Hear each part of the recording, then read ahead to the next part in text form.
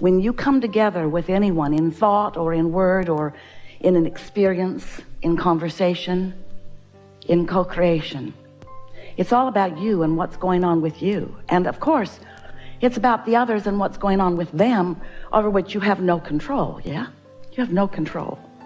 But you have complete control about your contribution to the moment in time blending. The moment in time blending with whoever it is you're talking to, whoever it is you're thinking about, whatever it is you're thinking about. Your contribution matters so much more than all other things put together. And that's what we want to talk with you about today, is what is your moment by moment by moment by moment contribution? When you're interacting with someone else, and maybe you're not getting along so well, and your tendency is to want to analyze what they could be doing better, we want you to think about what you could be doing to feel better about this, because you know what? It isn't even about what they're doing or what they're saying or what they're thinking. It's about what you're thinking about what they're thinking. It's about what you have decided to make your vibrational point of rendezvous. Now, law of attraction is doing the rendezvousing. Law of attraction is taking all active vibrations and managing them to perfection.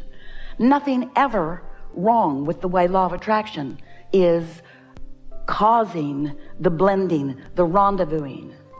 But you have control that you don't exercise because you are, we love you so much, more observant than you are caring about what you are offering vibrationally.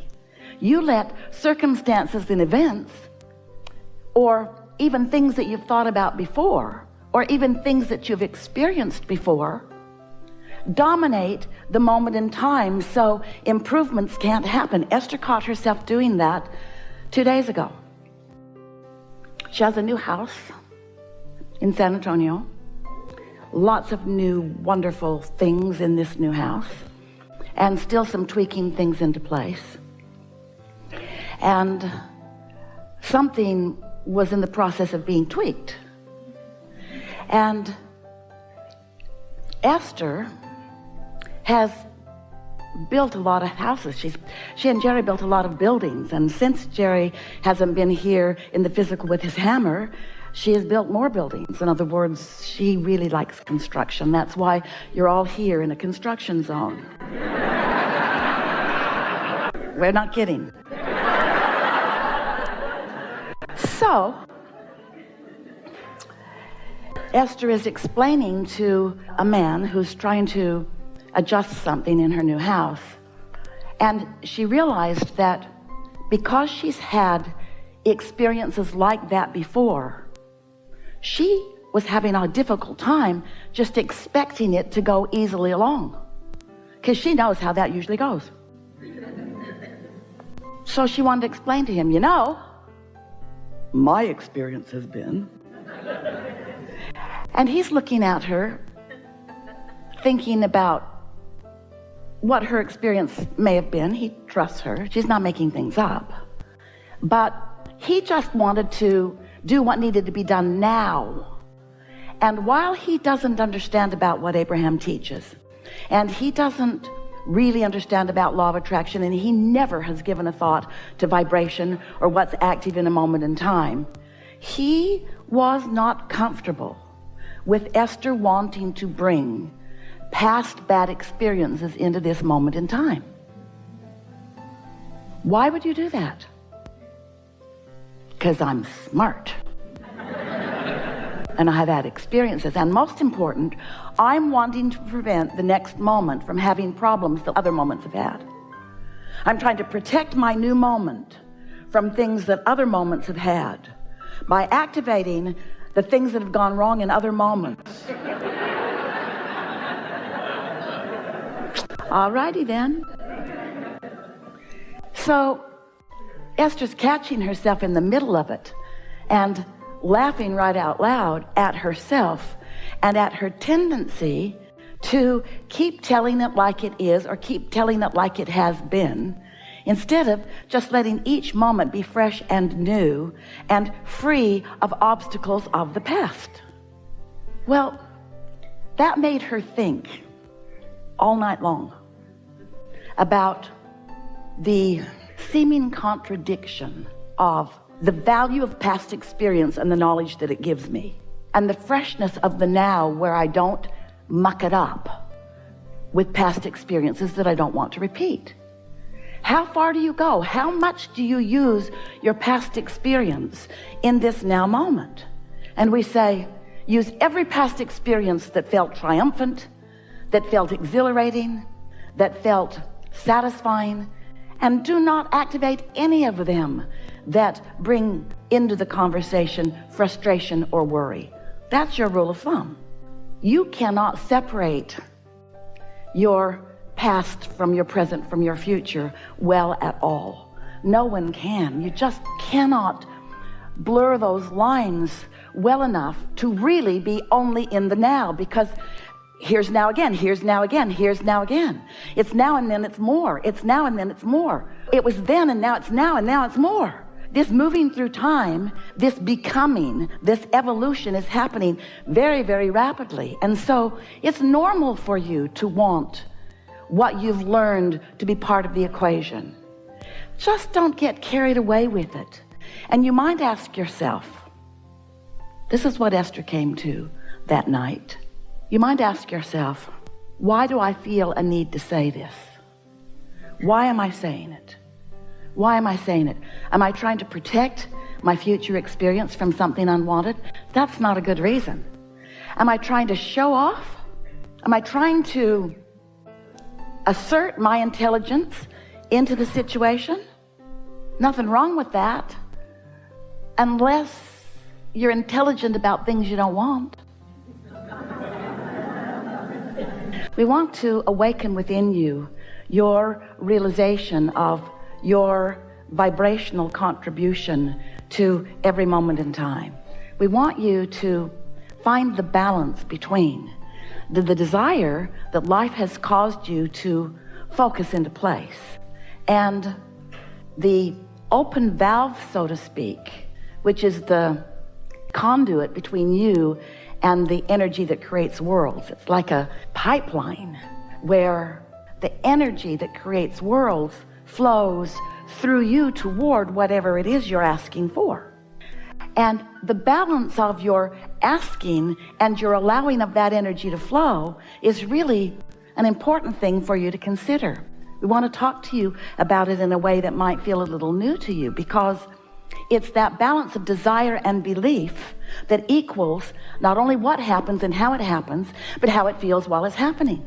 In other words, everything that you feel, all of the emotions that you live, in other words, what your life feels like to you and what your life looks like as it unfolds, is all about the factors, these simple factors of what life has caused you to ask for now and how open you are about letting it flow. So always when Esther has a new experience, we use the analogies of her life because they are so pertinent to her and usually to you as well. So we're going to tell you a few things that are going to awaken in you some things that you might be doing too. So in Esther's new house, it's quite big, far bigger than one person needs, but not one bit bigger than one person wants.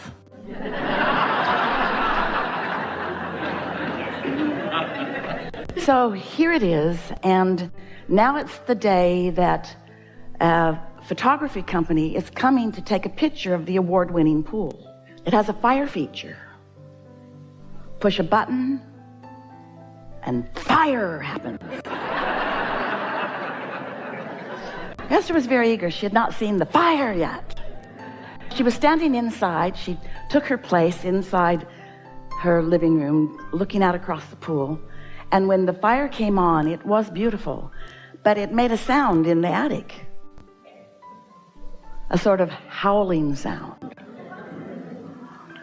Well, when something howls, there's usually something wrong. So she went outside and she said, might want to turn that off. I think the house is going to blow up.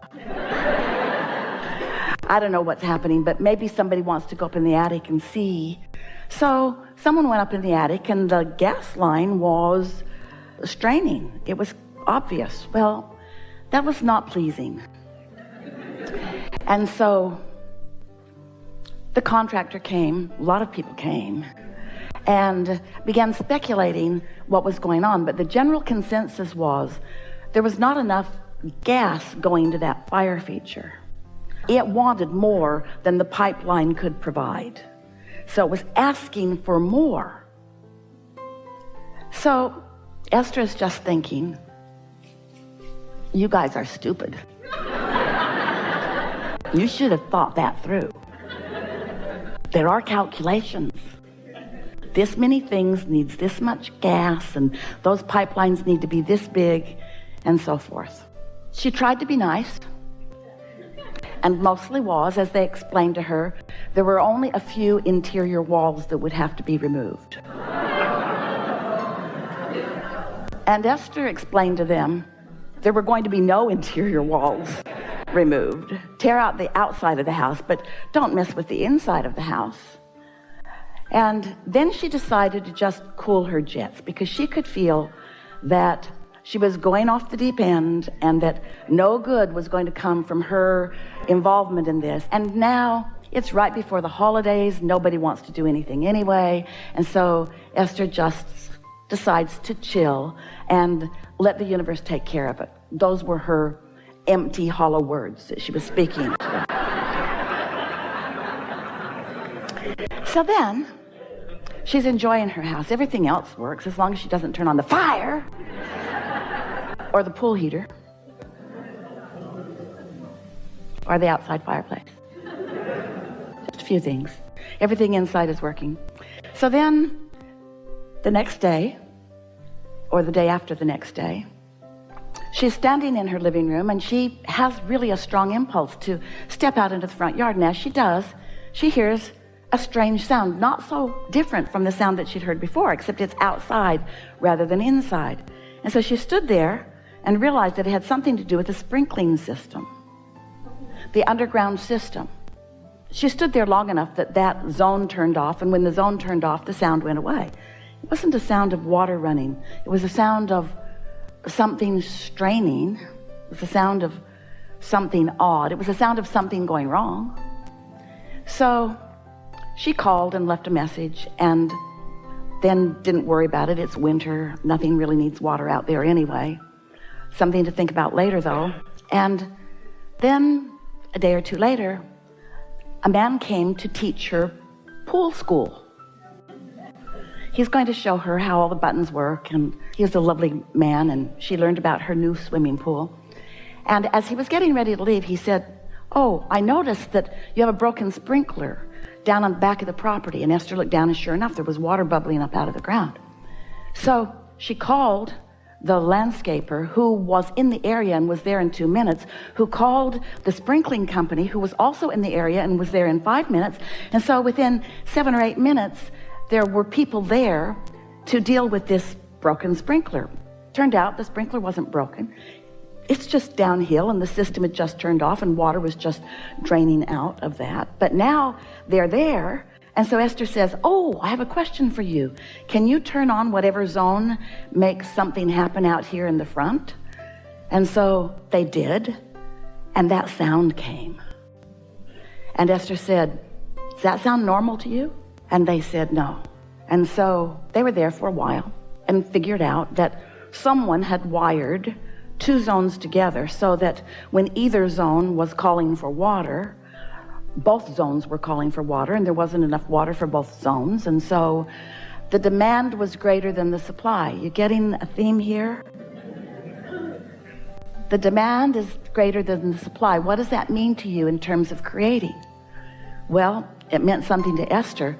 I have desires that my open valve isn't supplying, which means my valve is not as open as I think that it is.